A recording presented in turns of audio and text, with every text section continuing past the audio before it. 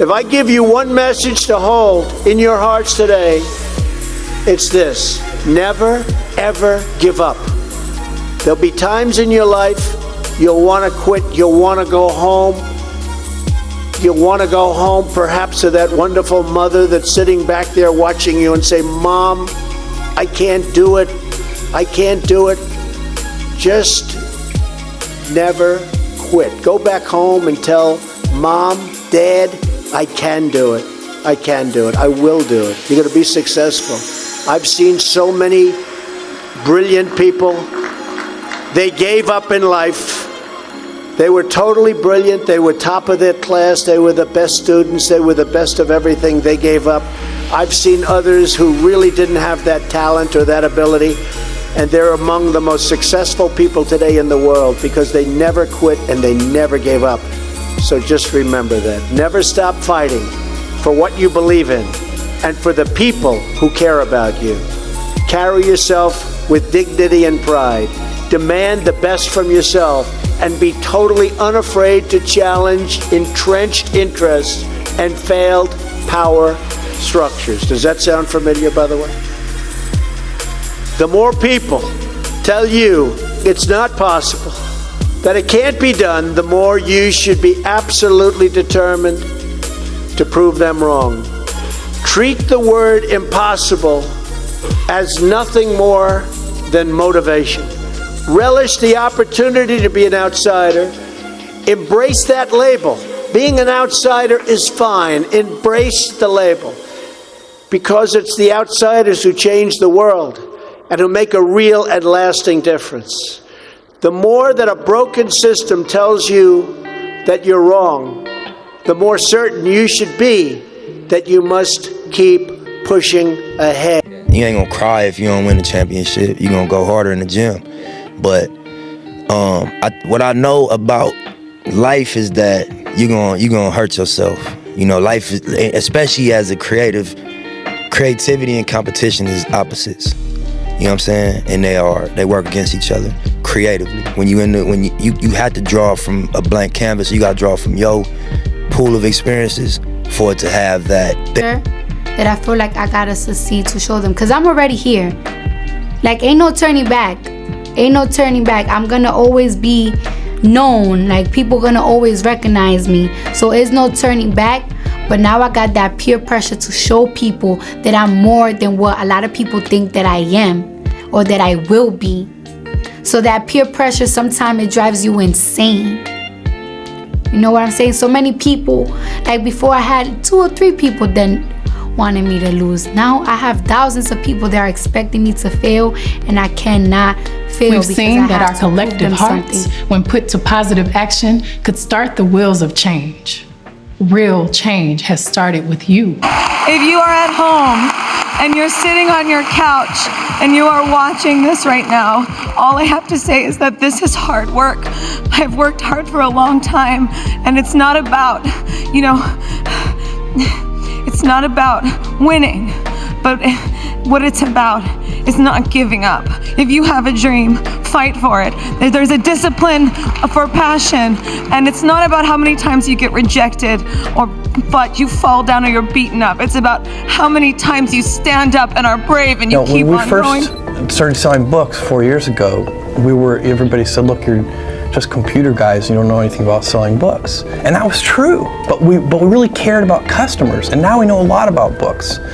And when we first started selling music, people said the same thing, but we hired the right people. So we don't do this in a vacuum. We go out and hire the best industry experts in each of these categories. That's the same with toys and electronics.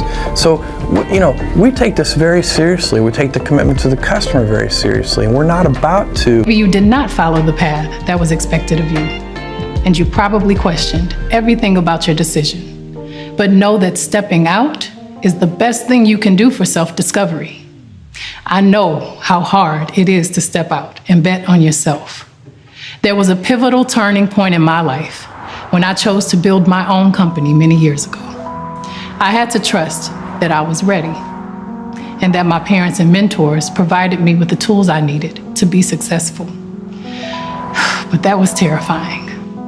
The entertainment business is still very sexist. It's still very male dominated.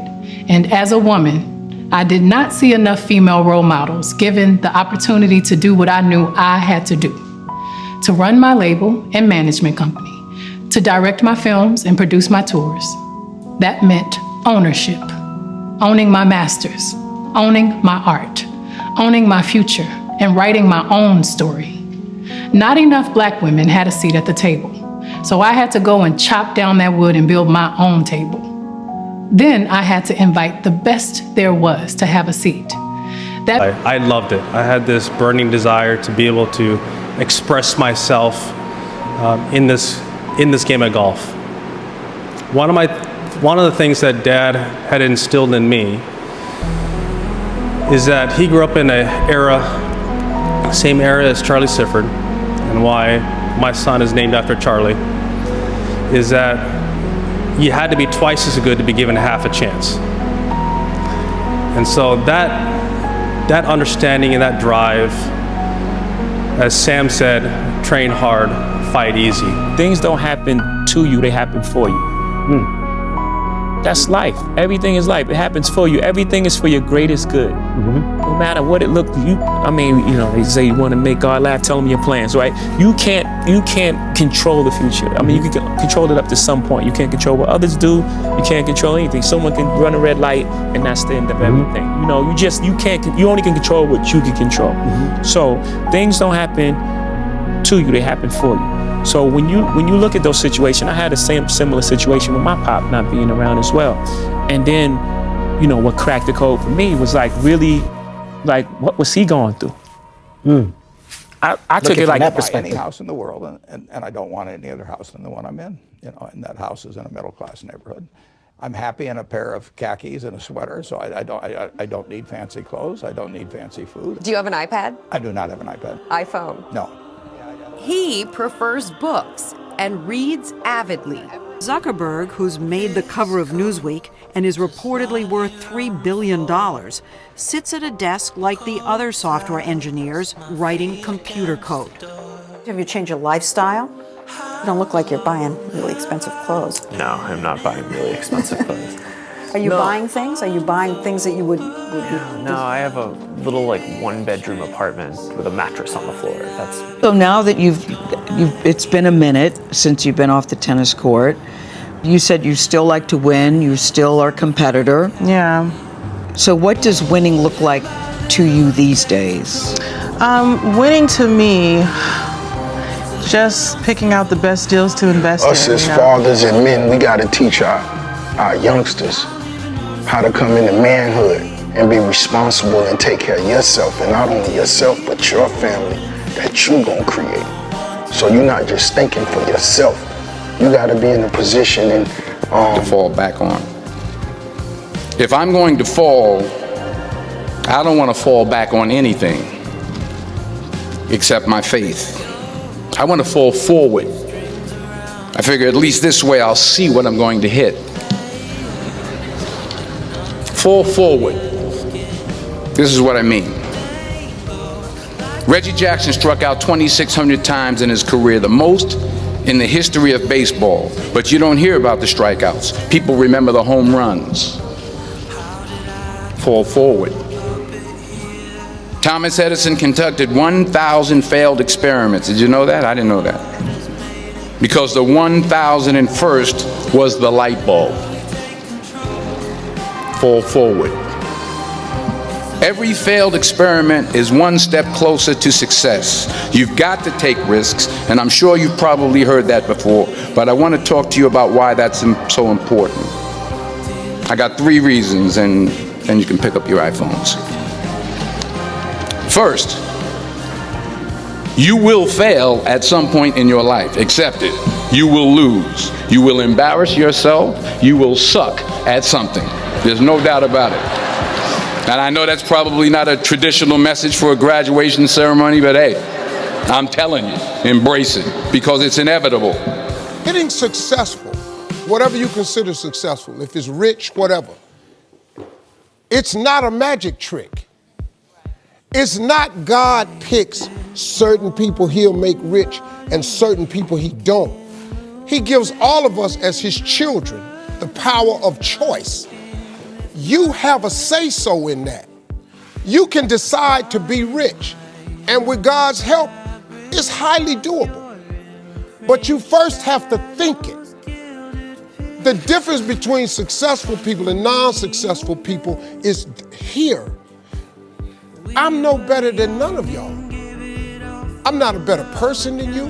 I'm not a better Christian than you. God don't love me more than you. None of that. If you want to be successful, you have to change this. This has to change. Listen to me. It's not what makes it hard is your lack of belief that it can happen for you. The fact of it is, though, it's very doable. See, but you got to change, though. If you keep doing what you've been doing, you're going to keep getting what you've been getting. So if you're at a place in your life and you ain't happy with it, you have to change some things. But you have to make a conscientious decision that you're going to change. And it's not dependent on anybody else. It don't matter what your mama think. It don't matter what your coworkers think. It don't matter what your siblings think. It don't matter what your children think. It don't matter. They have nothing to do with it. This decision is yours and yours alone. It's two people born in a hospital every day. It's a person that's born in the hospital that's gonna get a job, and somebody born in the hospital that's gonna give them a job. You get to decide which one you're gonna be. You get to decide. I seek to improve my personal freedom to think, act, and live true to my masculine imperative in all ways. I believe each man has a sacred duty to mold the physical body into the strongest, most resilient, and most capable version of itself. I believe that men have the sacred duty to rigorously train themselves, both physically and mentally, every day. I believe that I have the sacred duty to only eat the highest quality foods possible. I reserve the right to protect the sanctity of my bloodstream and make my own decisions about medical care and procedures. I affirm the importance of endlessly improving my mental faculties through diligent work, study, and practice. I believe in acquiring wealth and abundance in order to improve my life and do good for those I care about. I believe in the merits of healthy competition and constantly encourage all men to seek out competition to improve themselves. I believe that masculine brotherhood is essential to men's mental health, happiness, and success, and I relentlessly encourage men to meet together, train together, and work together. I maintain the trust of my brothers through reverent silence regarding our most sacred and shared experiences. I believe in honoring my ancestors and living in a way that would make most of them proud of me today. I reserve the right to administer difficult rites of passage for our young men to allow them to earn the rank of manhood. I affirm the importance and need for travel and adventure as men. I was telling Mike, I said, Mike, how do you view competition? Like when you think about the word competition, what does that mean to you? I think of competition as people reaching their highest potential.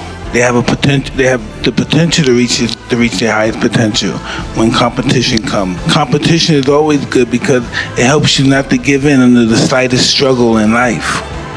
Because life is gonna give everybody a bad hand. No one's gonna leave here without being tried in life. Wow. And you have to be, you're gonna have to take it. Like what they say, adversity make the strong stronger or the weak weaker. What was it like trying to make it out of the streets of New York and making your own money? How much of a fight was it? It looked impossible. That wasn't gonna never happen. I never even dreamed about getting out of New York. I dreamed about living there, robbing and stealing and dying on the same block I was born on. Wow. Had no idea this was gonna happen. What changed? I went to a place called Spofford. It's like a correctional center. And we watched the movie The Greatest, like 78, 77, like 11, 12. And they turned on the lights and Muhammad Ali came in. And for some strange reason, I said, I want to be like him. As soon as I left there, I went to another place. And there was a guy that was an ex-boxer, and he taught me how to box. And that's why I'm here with you.